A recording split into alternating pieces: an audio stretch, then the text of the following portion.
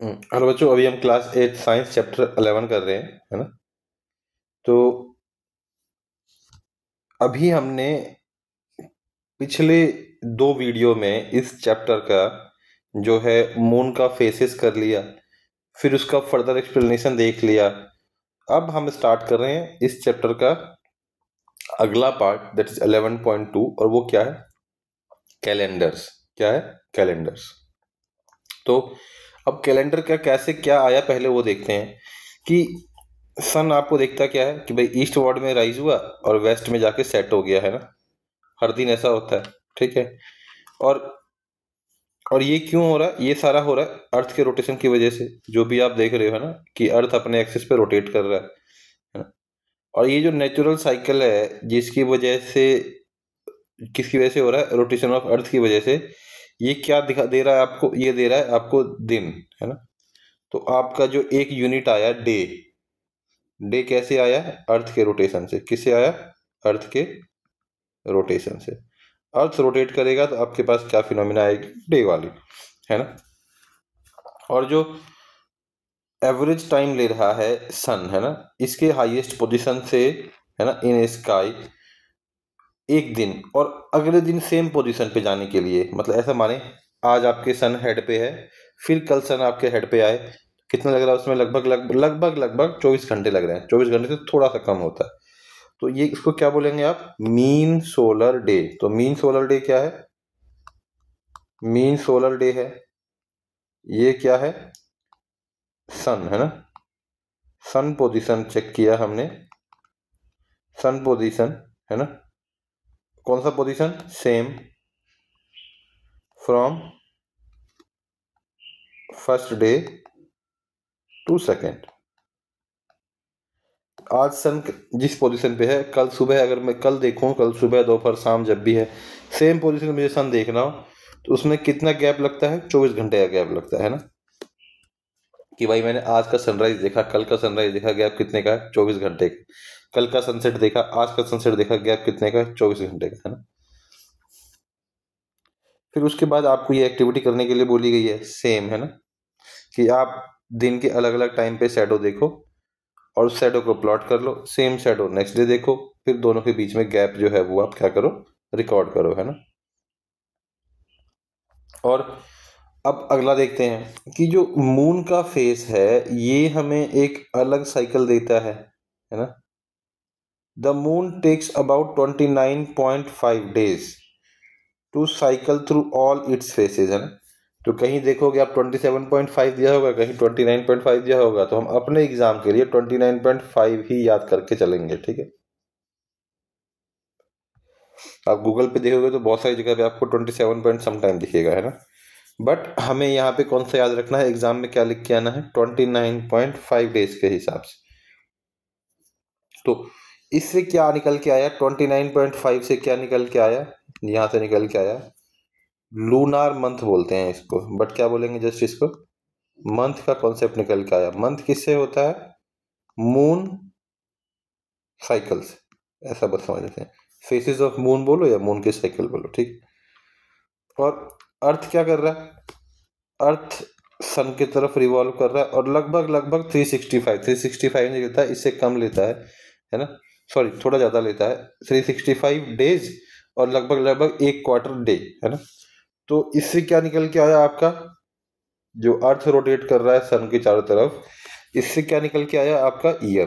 क्या निकल के आया? ईयर, है ना। तो अर्थ अपने एक्सिस पे रोटेट कर रहा है, उससे क्या निकल के आया? डे। मून अर्थ की चारों तरफ निकल रोटेट कर रहा है, उससे एक टाइम साइकिल निकल के आई, उसको हमने क्या नाम दिया? मंथ। और जो अर्थ रोटेट कर रहा है सन की चारों तरफ, उससे एक साइकिल निकल के आई, उसको क्या बोला? ईयर, है ना। तो इसको क्या बोला हमने अर्थ के रोटेशन को? सोलर ईयर, है ना। अब सबसे पहले समझते हैं लूनार कैलेंडर कॉन्सेप्ट आया था, है ना। ये इंडिया में ज्यादा है, एंशियंट इंडिया से भी आप देखोगे तो लूनार कैलेंडर ज्यादा फॉलो होता है ना? तो ये आपने देखा होगा कि भाई लगभग लगभग 29.5 डेज मान के चलो, 30 दिन मान के चलो कि एक मंथ का निकल के आ रहा है लूनार के हिसाब से देखें तो, मून के हिसाब से देखें तो। और लगभग लगभग 365 दिन क्या था? एक जो अर्थ रोटेट कर रहा है पूरा, है ना। तो क्या निकल के आया, 365/30 लगभग 12 पॉइंट समथिंग आएगा। तो यानी कितना मान के चले, 12, है ना, कि लगभग एक साल में 12 कंप्लीट साइकिल तो हम मून का देख ही लेते हैं, है ना। और उसको क्या बोल दिया फिर हमने, 12 लूनार मंथ्स बोल दिए। और इससे वजह से क्या हुआ, लूनार कैलेंडर का जन्म हुआ। क्या हुआ, लूनार कैलेंडर का जन्म हुआ, है ना। और इसमें सबसे छोटा यूनिट क्या था, डे, उससे ऊपर मंथ, और उसके ऊपर फिर क्या, ईयर, है ना। अब क्या हो गया, और इससे मून का जो फेस है वो हमें एक परफेक्ट साउंड दे देता है कि भाई अभी कितना टाइम पास हो गया, है ना। कि एक लूनार मंथ से दूसरे लूनार मंथ में हमने देखना है कि आज फुल मून आ गया, नो मून आ गया, गिब्बस फेस है, क्रिसेंट फेस है। उससे हम पता लगा सकते हैं कि लगभग 2 हफ्ते हो गए इस टाइम को बीते, लगभग 1 हफ्ता हो गया इस टाइम को बीते, लगभग 1 महीना हो गया इस टाइम को बीते, वो हम उससे अंदाजा लगा सकते हैं। और लूनार कैलेंडर में क्या होता है, सीजन की दिक्कत आती है, सीजन सिंक्रोनाइज नहीं होता। तो कोई आपसे पूछेगा कि भाई लूनार कैलेंडर के चैलेंजेस क्या हैं, तो क्या होगा, सीजन जो है सिंक्रोनाइज नहीं रहता, है ना। कि इस लूनार कैलेंडर में जो सीजन दिखेगा वो आपको हो सकता है अगले लूनार कैलेंडर में उससे थोड़े अगले महीने में या उससे 15-10 दिन पहले दिख जाए, है ना। क्यों, क्योंकि ये जो गैप दिख रहा है ना आपको थोड़ा सा, इसमें जो एक्स्ट्रा डेज बन रहे हैं उसकी वजह से, ठीक है। क्यों, क्योंकि लूनार ईयर कितने का था, 354 दिन का था। और जो हमारा अर्थ का रोटेशन बन रहा है एक्चुअल में, है ना, ये कितने का बन रहा है, 365 डेज का बन रहा है। तो जो ये 11 डे का गैप आ रहा है, ये गैप ऐड होता रहता है, और जिसकी वजह से आपको ये जो सीजन वाला डेल्टा है वो लगभग आपको दिखता है। अब आते हैं सोलर कैलेंडर में। और सोलर कैलेंडर में इंपॉर्टेंट था किस चीज की वजह से, है ना, सीजन के अराइवल में और एग्रीकल्चर पर्पस के लिए सोलर कैलेंडर बेस्ट फिट होता था, क्योंकि सीजन प्रॉपर तरीके से ट्रैक हो जाता है ना सोलर कैलेंडर में। और this need for a year to synchronize with season led to the creation of solar calendar. कि जो फार्मर्स को प्रॉपर तरीके से सीजन मॉनिटर कर पा रहे थे, कब बारिश होगा कब बारिश नहीं होगा, है ना। तो उससे क्या हुआ, सोलर कैलेंडर कुछ ज्यादा पॉपुलर हुआ, है ना। और इसको क्या बोला गया, जॉर्जियन कैलेंडर, है ना। तो जो जॉर्जियन कैलेंडर हम बहुत ज्यादा आजकल यूज करते हैं, ये क्या है, एक example of, perfect example of a solar calendar, है। और जो मंथ सोलर कैलेंडर में है वो इस तरीके से एडजस्ट किए गए हैं कि ये क्या निकल के आए, टोटल 365 डेज। तो किसी को 30 दिन दे दिया गया, किसी को 31 दिन दे दिया गया, और फरवरी को क्या दे दिया गया, 28 दे दिया गया। ये एडजस्ट किया गया क्यों, ताकि टोटल एड अप करके कितना हो जाए, 365 डेज हो जाए, है ना। और उस 365 डेज के बाद, है ना, क्योंकि जो एक एक्स्ट्रा क्वार्टर डे ले रहा है, एक्स्ट्रा क्वार्टर डे ले रहा है कंप्लीट रिवॉल्यूशन में, इस एक्स्ट्रा क्वार्टर डे को एडजस्ट करने के लिए, है ना, एक एक्स्ट्रा जो आवर्स एड अप हो जा रहा है हर 4 साल में, मतलब लगभग मान के चलो कि 6 दिन एक्स्ट्रा ले रहा है।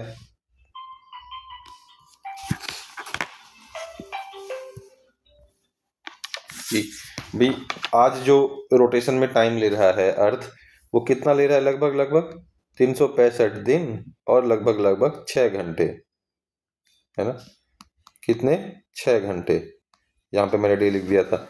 अब ये 6 घंटा 4 साल बाद, हर साल 6 साल, 6 साल हो, कितना हो जाएगा, 6 × 4 तो 24 घंटे हो जाएगा। तो एक दिन हो जाएगा पूरा। तो इसीलिए हर 4 साल बाद ये एक दिन ऐड कर देते हैं, जिसको आप बोलते हो लीप ईयर। और जहाँ पे क्या बैठा, कितना होता है टोटल, 366 डेज होते हैं। और फरवरी में उसको एडजस्ट कर देते हैं, तो फरवरी में क्या रह जाता है आपका, 29 डेज। तो इसको क्या बोलते हैं, लीप ईयर, ठीक है। अब जब आप बड़ी क्लासेस में जाओगे तो खूब क्वेश्चन बनेंगे इस पे। तो इस पे नहीं बनेगा कि मतलब बताओ क्या लीप ईयर है क्या लीप ईयर नहीं है, इस पे क्वेश्चन बनेगा। तो ये वाला आपका क्या है, बहुत ही इंपॉर्टेंट।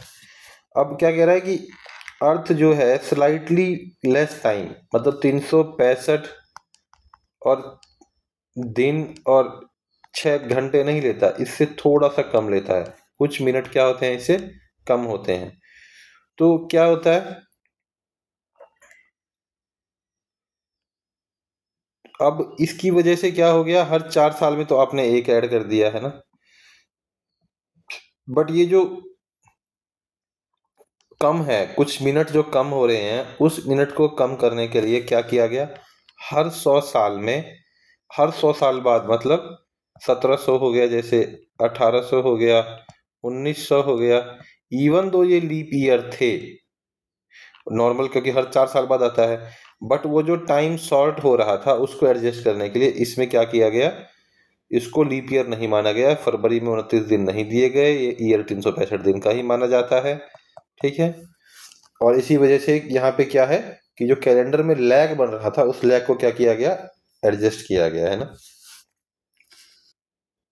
बट सबको अगर स्किप कर देंगे तो थोड़ा सा और लैग हो जाएगा, मतलब एकदम आइडियल सेटअप नहीं हो पा रहा है अगर सबको एडजस्ट कर दिया तो। और इसीलिए हर 400 साल में एक लीप ईयर जो है वापस ऐड किया जाता है, यानी कि 1600 में, 2000 में क्या किया गया, जो है लीप ईयर वापस ऐड किया गया, मतलब 1700 को आप देखोगे तो ये लगभग लगभग जो फॉर्मूला होता है डिवाइडेड बाय 4 वाला, उससे ये लीप ईयर बन जाएगा, बट इसमें ऐड नहीं किया, इसको क्या किया गया, इसको क्या किया गया, स्किप किया गया।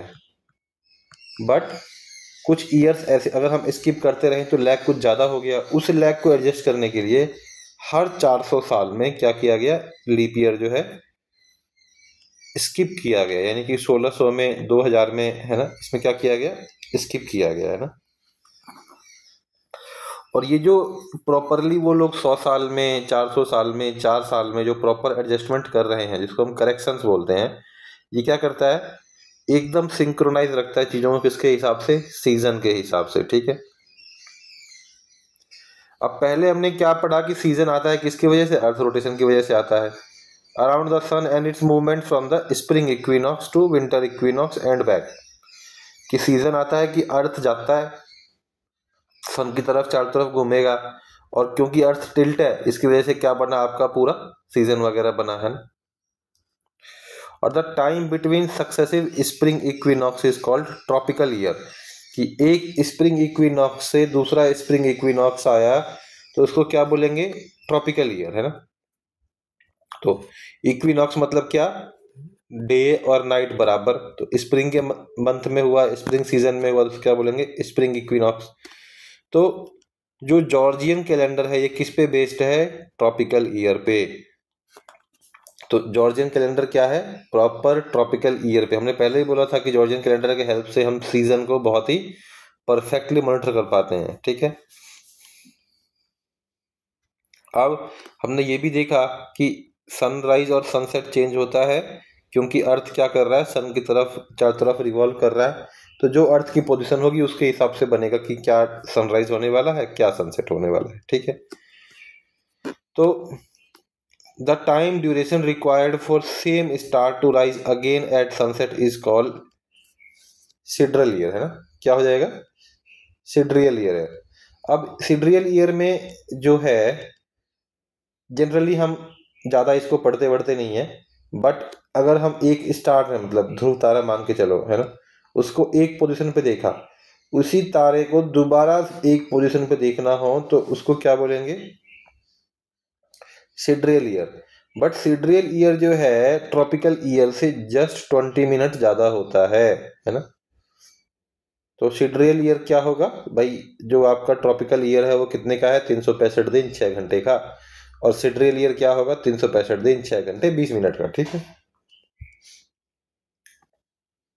तो काफी टाइम लग जाता है जब आपको दिखे कि भाई दोनों के दोनों कैलेंडर में क्या हो गया, नोटिसेबल डिफरेंस आ गया। नहीं तो दोनों कैलेंडर आपको क्या देंगे, लगभग लगभग सेम रिजल्ट ही देंगे। ठीक है, आज के टाइम में क्या करते हैं एस्ट्रोनॉमर्स जो होते हैं, वो सिड्रिल ईयर को यूज करते हैं, है ना, क्या ट्रैक करने के लिए, अर्थ की पोजीशन की सन के ऑर्बिट में कहाँ बैठ रहा है।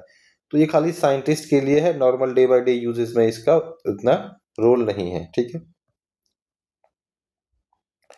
अब एक ये डायग्राम जो है ना, ये डायग्राम भी बड़ा इंपॉर्टेंट है। वैसे तो अगर हम देखेंगे तो क्लास वगैरह में ये स्किप हो जाएगा, बट वैसे अगर आप देखोगे कि कैसे जो है सन का पाथ, जो सन का पाथ है, मतलब ऐसे तो अर्थ रोटेट करता है, बट जो हम सन देखते हैं सनराइज से सन सेट है ना, कि ईस्ट में राइज होगा और वेस्ट में सेट होगा। अगर आप अपने आप को एक प्लेन ग्राउंड पे मानते हो, है ना, कि भाई ये नॉर्थ डायरेक्शन है, ये ईस्ट है, ये वेस्ट है, ये साउथ है, तो एक टाइम पे आप देखोगे कि सन कुछ ऐसे आपको दिखेगा। यहाँ पे आप देखोगे, यहाँ पे आप खड़े हो, उसके बाद फिर एक टाइम पे दिखेगा आपको सन ऐसे राइज हो रहा है, सेट हो रहा है, फिर एक मंथ में दिखेगा आपको सन ऐसे राइज हो रहा है, ऐसे सेट हो रहा है। तो धीरे धीरे जो है सन का जो पाथ है वो ऐसे शिफ्ट होगा। और ये क्यों होगा? क्योंकि अर्थ रोटेट कर रहा है ना। तो एक बता रहा है आपको सन का पाथ दिसंबर सोलिस्टिस में, है ना, और जून सोलिस्टिस में क्या बन रहा है वो आपको यहाँ दिखा रहा है। ठीक है, ये आप याद कर सकते हो। इससे क्या होता है, सन की पोजीशन में ट्रैक करनी होती है सोलर सेल्स को एस्टेब्लिश करने में, उसमें बड़ा रोल आता है इसका डायग्राम का। ठीक है, तो इससे क्या होता है, हमें पता चलता है कि सन हमेशा ईस्ट में राइज नहीं करता, है ना। ये समर में ईस्ट के नॉर्थ साइड में, ये ईस्ट है तो इसके नॉर्थ साइड में ये वाला है ना जून सोलिस्टिस, तो यहाँ पे राइज करेगा आपका, और जो 21 जून को होता है, और 21 दिसंबर को लगभग ईस्ट के साउथ साइड में जो है राइज करेगा। और इसका हमारे जो है पुराणों में भी इसका जिक्र किया गया है ना, उत्तरायण का। The apparent northward movement from December to June is called Uttarayan. इसको क्या बोलते हैं? उत्तरायण। कि जो अपरेंट, अपरेंट मतलब एक्चुअल में नहीं हो रहा है, ये खाली आपको फील हो रहा है। कहाँ से कहाँ? जो दिसंबर से जून में जो मून की पोजीशन चेंज हो रही है साउथ ऑफ ईस्ट से नॉर्थ ऑफ ईस्ट में, ये कहाँ से आता है? उत्तरायण से, है ना। और जो जून से दिसंबर में जो फिर मूवमेंट होगा साउथ की तरफ, इसको क्या बोलेंगे? दक्षिणायन। क्या बोलेंगे? दक्षिणायन, है ना। और ये साइकिल हर साल होगा, और ये हमें क्या बताएगा? चेंजिंग सीजन्स, है ना। तो तृतीय संहिता में जो है ये लिखा गया है, इसका श्लोक दिया गया है हमारा ऑलरेडी। अब आ गया लूनी सोनार सोलर कैलेंडर, कि मतलब सन और मून के पोजीशन को लेके एकदम परफेक्ट बिठाया गया है ना। There is other kind of calendar which primarily uses moon phase, है ना। तो मून के फेसेस को यूज करेगा, है ना, for counting days and month, but also make adjustment to sync the calendar of the season.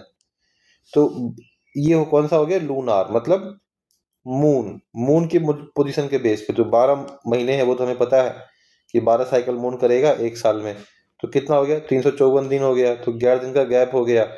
ठीक है, तो हर 2-3 साल में जो एक्यूमुलेटेड डिफरेंस होता है वो एक फुल मून साइकिल को जो है, फुल मून साइकिल एक एड ऑन हो जाएगा उसमें। तो हर साल एक एक्स्ट्रा मंथ, है ना।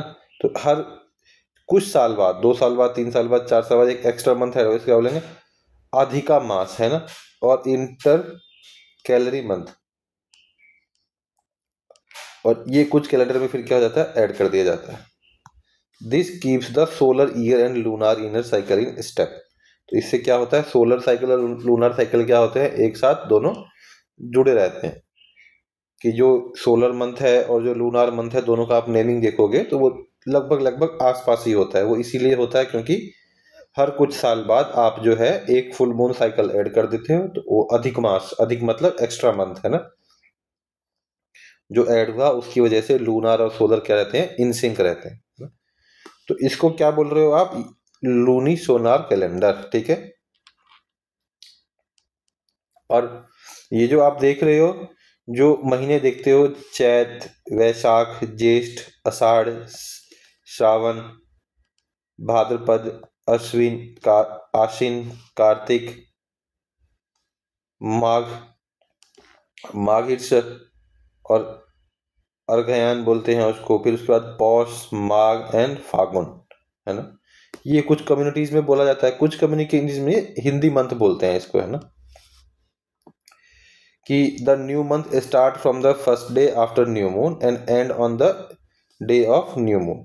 तो हर महीना कैसे स्टार्ट होगा कि जो न्यू मून के first day new moon, and फिर जो अगला न्यू मून आएगा उसमें क्या होगा, ये खत्म होगा।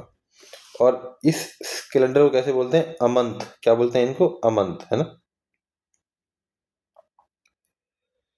और जो full moon and the moon ends on the full moon, such calendar are called Purnimant. कुछ कैलेंडर में फुल मून से फुल मून ट्रैक करेंगे, उसमें क्या बोलेंगे, पूर्णमंत। और जिस कैलेंडर में न्यू मून से न्यू मून ट्रैक करेंगे उसे क्या बोलेंगे, अमंत, है ना। एक इंडियन नेशनल कैलेंडर बना था ताकि जो है पूरा, मतलब जो स्टेट में, स्टेट टू स्टेट जो भी डिफरेंट कैलेंडर फॉलो हो रहे हैं, जॉर्जियन कैलेंडर फॉलो, सारे गैप को कवर करते हुए एक क्या बना था, इंडियन नेशनल कैलेंडर बना, है ना। अब ये आपको देख रखा है, देखो ऐसे एग्जांपल दे रखा है कि चैत्र में दे दिया, चैत्र में क्या दे दिया, 22 मार्च से 20 अप्रैल।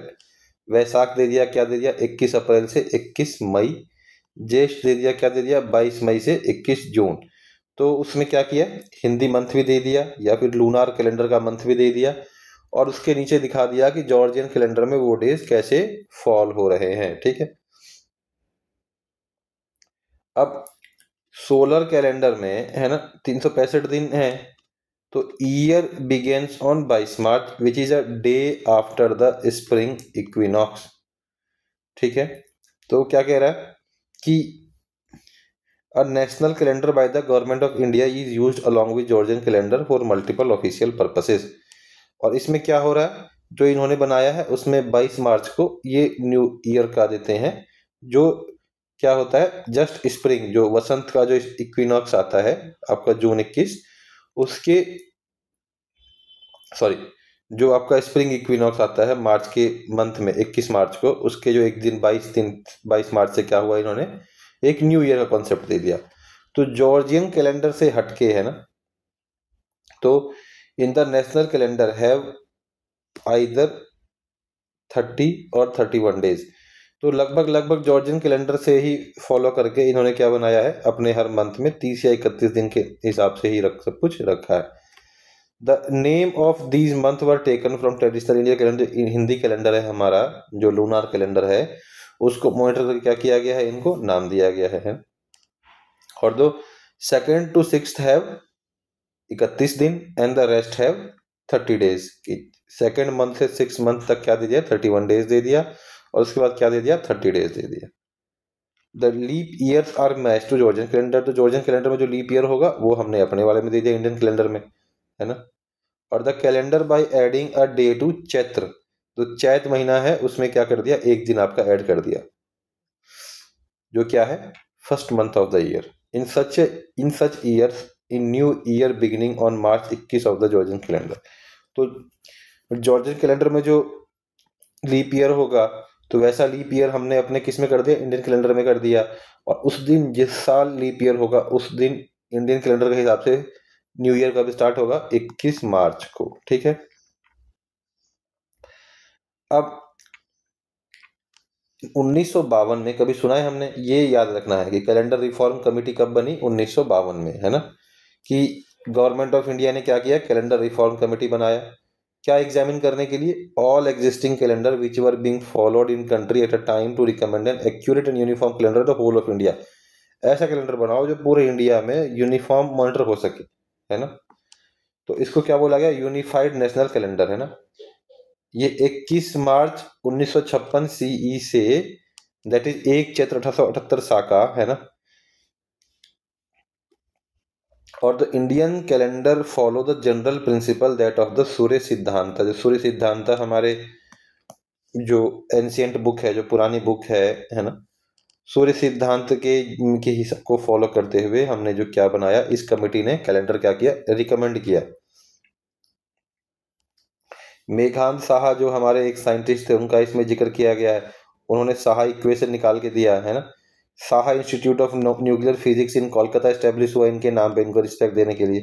और ये जो कैलेंडर रिफॉर्म कमेटी था, तो क्या थे, चेयरपर्सन। ये भी एक इंपॉर्टेंट क्वेश्चन बन सकता है कभी कंपटीशन एग्जाम में। अब अगला क्या है, festival related to astronomical phenomena. India में बहुत सारे फेस्टिवल होते हैं, India is the country of festival. तो अब एस्ट्रोनॉमिकल फिनोमिना से कौन सा फेस्टिवल लिंक है वो एक बार देखेंगे, ठीक है ना? तो हमारे जितने फेस्टिवल हैं इंडिया में, किसी न किसी एस्ट्रोनॉमिकल फिनोमिना, मतलब जो भी मून, अर्थ, सन की पोजीशन या किसी स्टार की पोजीशन से क्या है, लिंक है ना? जैसे कि दिवाली कहाँ आती है? न्यू मून के दिन आती है, किसमें? कार्तिक महीने में। होली कब आती है? फुल मून के दिन आती है, किसमें? फागुन महीने में। बुद्ध पूर्णिमा किस दिन आती है? फुल मून के दिन आती है, कब? वैशाख में। ईद उल फितर कब आता है? जो क्रिसेंट मून आप देखते हो, है ना, क्रिसेंट मून के बाद आता है मंथ ऑफ रमजान, है ना। दशहरा कब आता है? 10th डे ऑफ आसीन, आसीन के 10वें दिन आता है ना। तो ये क्या होंगे? जॉर्जियन कैलेंडर में तो अलग अलग दिन दिखेंगे, बट हिंदी कैलेंडर में लगभग लगभग सेम ट्रेंड फॉलो करेगा ये, है ना। तो फेस्टिवल्स जो लूनी सोनार कैलेंडर में आते हैं, है ना, तो जॉर्जियन कैलेंडर में हमें पता है कि डेट तो शिफ्ट हो नहीं सकते, बट ये शिफ्ट क्या होता है? बहुत ही कम होता है, 1 महीने से कम का शिफ्ट होता है। लूनी सोनार कैलेंडर और जॉर्जियन कैलेंडर में जो गैप है, इस गैप की वजह से जो हर साल दर साल इस साल दिवाली किसी और दिन, अगले साल दिवाली किसी और दिन जो गैप आता है, ये क्या है? शिफ्ट रहता है। बट ये शिफ्ट इतना है कि लगभग लगभग 1 महीने से कम का शिफ्ट होता है ना। और ये क्यों हो रहा है? क्योंकि लूनी सोनार कैलेंडर में हम हर कुछ साल बाद एक जो है अधिक मास जो आता था, जो एक्स्ट्रा मंथ हम ऐड कर देते थे, उससे क्या होता? दोनों के दोनों बैलेंस हो जाते थे, ठीक है। Purely lunar calendar do not account for this difference, है ना। अगर खाली लूनार कैलेंडर फॉलो करें तो ये डिफरेंस नहीं आएगा, है ना। Any festival selected according to the phases of the moon such as Eid ul Fitr can occur in different month of जॉर्जियन calendar year and after year. तो कोई ऐसा जो कैलेंडर है ना, कोई भी ऐसा फेस्टिवल है जो मून के फेसेस को मॉनिटर करके डिसाइड किया गया है, तो वो हो सकता है कि आपको 1 महीने से अगले महीने, इस साल किसी और मंथ में, अगले साल किसी और मंथ में आपको ऑब्जर्व हो, जैसे ईद उल फितर है ना। अब आगे देखें तो जैसे मकर संक्रांति, पोंगल बिहू, वैसाखी, पोइला बैसाख, है ना, Puthandu follow a solar sidereal calendar, है ना। ये सोलर सिड्रल कैलेंडर फॉलो करेंगे, इसीलिए ये हमेशा सेम डेट पे देखोगे, 13 से 14 जनवरी के बीच में ही आसपास ही ये क्या होता है? हर साल होता है। तो इसको क्या हुआ? या तो इसको सोलिस्टाइस को लिंक किया गया, या फिर किससे लिंक किया गया? इसको इक्विनॉक्स से लिंक किया गया, है ना। और क्योंकि सिड्रल और सिड्रल एंड ट्रॉपिकल ईयर्स में डिफरेंस बहुत कम है, कितने का डिफरेंस है? लगभग लगभग 20 मिनट का डिफरेंस है, इसलिए कुछ इतना ज्यादा गैप कभी आता नहीं है ना। और ये the date of this festival slowly shifts away from solstice equinoxes. ये शिफ्ट क्या होता है? स्लो वॉबल ऑफ अर्थ, जो अर्थ वॉबल करेगा, वॉबल मतलब थोड़ा सा हिलना, है ना, अर्थ एक्सिस पे, similar to the movement of the axis of the wobbling top. Wobbling मतलब होता है ऐसे ऐसे हिलना, है ना, ऐसे ऐसे हिलना, थोड़ा इस टाइप का जो मूवमेंट होगा। This cause the dates of festival based on sidereal calendar to move ahead in tropical calendar. For example, Makar Sankranti moves ahead by 1 day in every 71 year. हर 71 साल बाद क्या होगा? मकर संक्रांति जो है 1 दिन के लिए शिफ्ट हो जाएगा, ठीक है। और ये भी हमने देखा है कि जो इंडियन फेस्टिवल हैं वो बेस्ड कब किस पे हैं? Exact lunar face at sunrise. और सनराइज कब होगा? ईस्टवर्ड इंडिया में अलग टाइम पे होगा, वेस्टर्न इंडिया में अलग टाइम पे होगा। अब गवर्नमेंट को पता नहीं छुट्टी किस दिन देनी है ना। तो इसीलिए जो है हमारा जो है astronomy centre of the government of India, ये हर साल राष्ट्रीय पंचांग पब्लिश करेगी और एक डेट बताएगी कि कब छुट्टी रखना है, कब छुट्टी नहीं रखना है, ताकि पूरे स्टेट में, पूरे कंट्री में कोई प्रॉब्लम ना रहे, है ना। अब इंडिया में बहुत सारे राग, मतलब म्यूजिक्स जो है मून के फेसेस पे से इंस्पायर करके बनाए गए हैं ना। चंद्रकौन हो गया, चंद्र नंदन हो गया, है ना, शुभ पंतुवारली हो गया। तो मून को फॉलो करके बहुत सारे क्या बनाए गए हैं, म्यूजिकल ट्रेडिशंस भी बनाए गए हैं ना। इवन कुछ पेंटिंग स्टाइल है जो इनको फॉलो करते हैं, जैसे मधुबनी पेंटिंग हो गया, वारली हो गया, है ना। अब बात आ गई आर्टिफिशियल सैटेलाइट की। आर्टिफिशियल सैटेलाइट क्या होता है, जो हम अर्थ से ऊपर भेजते हैं एक फिक्स ऑर्बिट में मूव करने के लिए। तो आर्टिफिशियल सैटेलाइट क्या है, appear as the tiny speck moving in the night sky, most orbit about 800 kilometre above earth, है ना। और लगभग लगभग 100 मिनट लेता है एक कंप्लीट ऑर्बिट के लिए। तो आर्टिफिशियल सैटेलाइट क्या है, जो हम खुद बना के भेजते हैं अर्थ को मॉनिटर करने के लिए, देखने के लिए सीजन कैसे हो रहा है, सीजन को स्टडी करने के लिए, मैप स्टडी करने के लिए, जियोलॉजिकल सर्वे करने के लिए। तो इसकी हाइट कितनी होगी, लगभग लगभग 800 किलोमीटर, ये भी आपसे पूछा जा सकता है। और एक रोटेशन कितने में होता है, लगभग लगभग 100 मिनट में हो सकता है ना। तो इंडिया में ये कौन करता है, इसरो करता है, ठीक है। ये किस में काम आएगा, वेदर मॉनिटरिंग में, डिजास्टर मैनेजमेंट में। कुछ आपका कहीं पे ऐसा पैटर्न बन रहा है कि वहां पे साइक्लोन वगैरह आने वाला है, तो सुपर कंप्यूटर और सैटेलाइट के हेल्प से वो पहले के उसको जज कर लेंगे और वहां पे जो एरिया है उसको क्या करेंगे, पहले ही खाली करवा देंगे। तो जो नुकसान है उसको क्या किया जा सकता है, कंट्रोल किया जा सकता है। फिर आप इसरो के लिए पढ़ सकते हो कि कार्टोसैट सीरीज ऑफ सैटेलाइट हमने लॉन्च किया हुआ है ना, जो हाई क्वालिटी इमेज अर्थ की लेता है। इससे क्या इंप्रूव होगा, मैप इंप्रूव होगा, सिटी की प्लानिंग इंप्रूव होगी, है ना। नेचुरल डिजास्टर को हैंडल किया जा सकता है। ऐसे ही एक मैपिंग प्लेटफॉर्म बनाया गया है भुवन, मतलब भूमि, इसका जो ये मतलब देखें तो, है ना। इससे क्या दिखाएगा, टेरेन दिखाएगा, सॉइल टाइप दिखाएगा, लैंड यूज दिखाएगा, वेजिटेशन दिखाएगा, कितने एरिया में फॉरेस्ट है, कितने एरिया में नहीं है, साल दर साल फॉरेस्ट कितना कम हो रहा है, कितना ज्यादा हो रहा है। आदित्य L1 लॉन्च किया गया किसको स्टडी करने के लिए, सन को लॉन्च करने के लिए। चंद्रयान मिशन 1 to 3 लॉन्च किया गया किसको स्टडी करने के लिए, मून को स्टडी करने के लिए। फिर एक कॉन्सेप्ट आया किसका, स्पेस डबरीज का। मतलब एक सैटेलाइट की लाइफ जब खत्म हो जाती है तो वो फिर स्पेस में क्या हो जाता है, एक डबरी, डबरी मतलब कबाड़ा। और ऐसे स्पेस में बहुत सारे डबरीज जमा हो रखे हैं। तो अब दुनिया की सारी कंट्रीज जो है आपस में बैठ के सोच रही है कि कैसे इन डबरीज से जो है निपटा जाए। क्यों, क्योंकि ये स्पेस डबरी कभी जो है अर्थ पे गिरती है और अभी तक तो ऐसा कोई मेजर रिपोर्ट नहीं हुआ है, but it can cause major disaster, है ना। एक हमारे अगर स्पेस साइंटिस्ट की बात करें तो विक्रम अंबालाल साराभाई, ऐसे ही हमारे एपीजे अब्दुल कलाम भी हैं, है ना। इंडियन स्पेस प्रोग्राम का इनको फादर माना जाता है। पहला आर्टिफिशियल सैटेलाइट इन्होंने लॉन्च किया, विक्रम साराभाई स्पेस सेंटर इनको नाम दिया गया है। एक इनके रिस्पेक्ट में एक स्टेशन, मैक्सिमम सैटेलाइट यहीं से लॉन्च होती है, त्रिवेंद्रपुरम में लोकेटेड है ये, है ना। और the ISRO centre that develop rocket and launch vehicle technology is named after him. अब हमने, ये चैप्टर बहुत बड़ा चैप्टर है, तो बहुत छोटे छोटे पॉइंट आपने याद रखने हैं। याद करने के लिए बहुत कुछ है, आगे के एग्जाम्स के लिए, कंपटीशन एग्जाम्स के लिए बहुत कुछ है इसमें, तो बहुत ध्यान से पढ़ना है। So thank you for watching complete video. बहुत लंबा चैप्टर हो गया ये। अभी चैप्टर फाइनली कॉन्सेप्ट पार्ट पूरा खत्म हो गया। क्लोज करने से पहले प्लीज एक बार लाइक एंड सब्सक्राइब करें। कुछ और सपोर्ट करना है आपको तो हमने अपना यूपीआई हैंडल दिया हुआ है, इसको स्कैन करके आपको जो भी डोनेशन देना है वो आप दे सकते हो। ईमेल और अपना टेलीग्राम लिंक हमने डाला हुआ है, तो आपको कुछ भी डाउट है, कोई क्लासेस चाहिए 1-to-1 या हमारे चैनल पे पढ़ाना है, या किसी चैप्टर के या किसी टॉपिक के नोट्स चाहिए, तो आप हमसे कनेक्ट कर सकते हो। Thank you again for watching complete video.